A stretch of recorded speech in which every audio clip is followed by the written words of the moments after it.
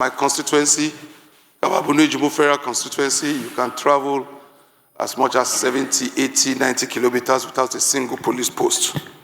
And as such, when there are security scare or security breaches, you find out that the response time to make deployment, before you are able to do this, a lot has happened. I am Salman Idris. I speak for Kabba Federal constituency. Mr. Speaker, I'm from Kogi State. Mr. Speaker, I must thank and acknowledge Honorable Raji, who has rendered on the need to create alternative and rewarding engagement for our servicemen after they must have retired in form of a reserve. These are one of the issues I had wanted to speak to. But most importantly, again, Mr. Speaker, you realize that our failing infrastructure, especially that of the road infrastructure, has a direct correlation on our insecurity. In the sense that poor infrastructure, especially road infrastructure, I'm speaking from experience, Mr. Speaker, where I come from, my constituency, Kabba Federal constituency, you can travel as much as 70, 80, 90 kilometers without a single police post. And as such, when there are security scare or security breaches, you find out that the response time to make deployment, before you are able to do this, a lot has happened.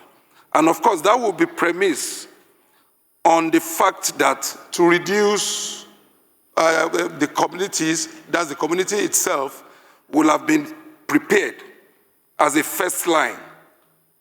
We strengthened our community vigilante groups. This was already enumerated yesterday, I believe, by my dear honorable friend, Cyril Hart. On this note, I would just like to make this recommendation that we declare emergency also on our road infrastructure, especially in security-prone areas, and of which my federal constituency is not an exception. Mr. Speaker, I speak from very valuable experience. I'm an ex-kidnappee myself, and I know what this thing is really about, the experiences of security breaches. When you have been kidnapped, you have been abducted, you know how it feels. Thank you very much, Mr. Speaker, for yielding the floor to me this afternoon. Thank you. I appreciate you. I remain here, Vice Marshal Joao, retired but not tired, and I'm from Ekiti State. So you are one of those who want to recall. Thank you very much. I think I'm ready. You are one of those Honorable Raji was preaching for. I have that also in my own paper, but Honorable Raji has spoken about it, so I'll let go. Okay. That's a good one. Sir, it is obvious that based on our discussion for the past 3 days, we are in agreement that the escalating incident of terrorism, banditry, kidnapping, and communal crashes, pipeline vandalization, other cyber attack, and violent criminality across the several states of this country, it is not of religious or tribal causes, but they are tactics of insurgents and non-state actors to destabilize this country, to reduce the control, the government control over the people, and over a period of time for what has happened in other countries, to probably take over the country as a whole. We have seen this happening. And I must say this afternoon that I stand here this afternoon to condemn to commend the audacity of our leader, Bola Ahmed Tinubu, the president, and the commander-in-chief of the Armed Forces of the Federal Republic of Nigeria, the Grand Commander of the Federal Republic, for this action he has taken. If you see my people, sir, the first recommendation I made was for us to declare a national emergency, national security emergency. The president has done that, which is a very first step. And then I will rather suggest that the second step he should take is to have a joint national security operation task force that will combine the armed forces of Nigeria, the police, the DSS, the NSDC, NIA, and other relevant security stakeholders with the clear rules of engagement and accountability mechanism, with established single line of communication, control, and command, so that we have a single line of communication, we know is the top and who is going to direct this.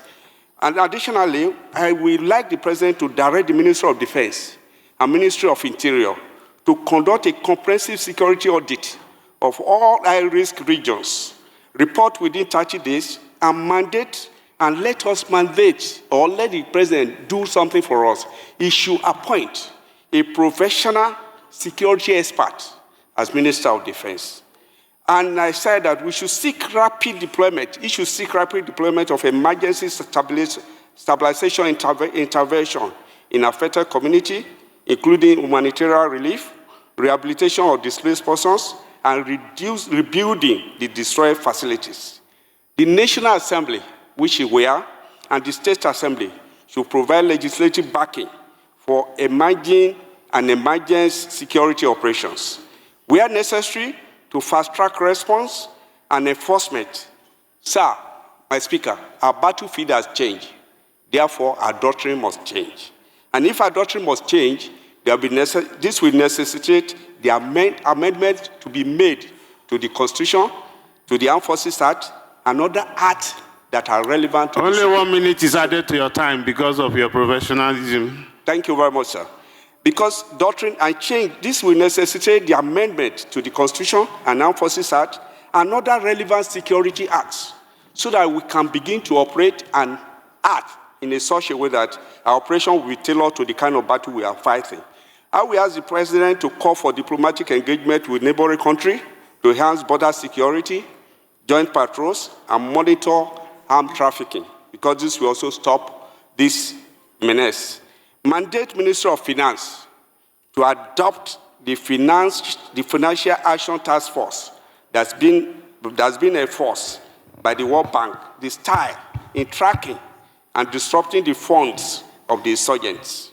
This has been said, I just want to go over it. Establish a special tribunal to handle cases of kidnapping, banditry, insurgent sabotage, and subversion.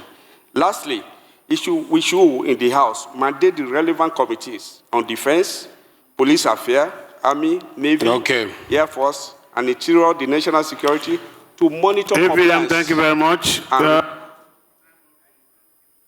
Make your submission. Thank you very much.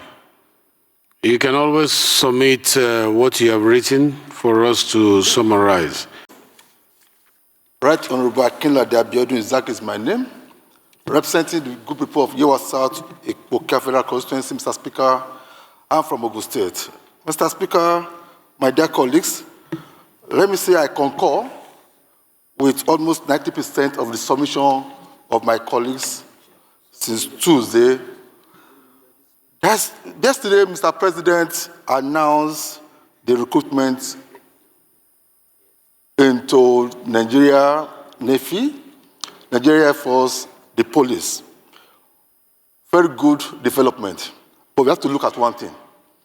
The salary and remuneration of these officers is something we have to look at very, very well.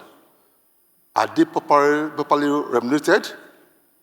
This is one area we have to look at. We have to review the salary and remunerations of the officers that are safeguarding us. That's one. Secondly, Mr. Speaker, my dear colleagues, the National Assembly should summon the security chiefs, the National Assembly, the two chambers, to an executive session to hear from them. In my side of the country, they say that you cannot shave somebody's head in his absence. Let them come and meet us and tell us some things. So before we take a final decision on whatever we want to do. Thirdly, Mr. Speaker, my dear colleagues, our land border, they are just too porous. We have to look into that area also. Because most of this ammunition we are talking about, they come through the land borders. Mr. Speaker, my dear colleagues, I'm from Idiroko. That's my constituency, a border town in Ogun State. There's a policy of federal government today that said that all the patrol stations in 20 kilometers to the border town should be closed. This has caused a lot of hardship, pains, and frustration to my people. And I do hand, anything can make use of it.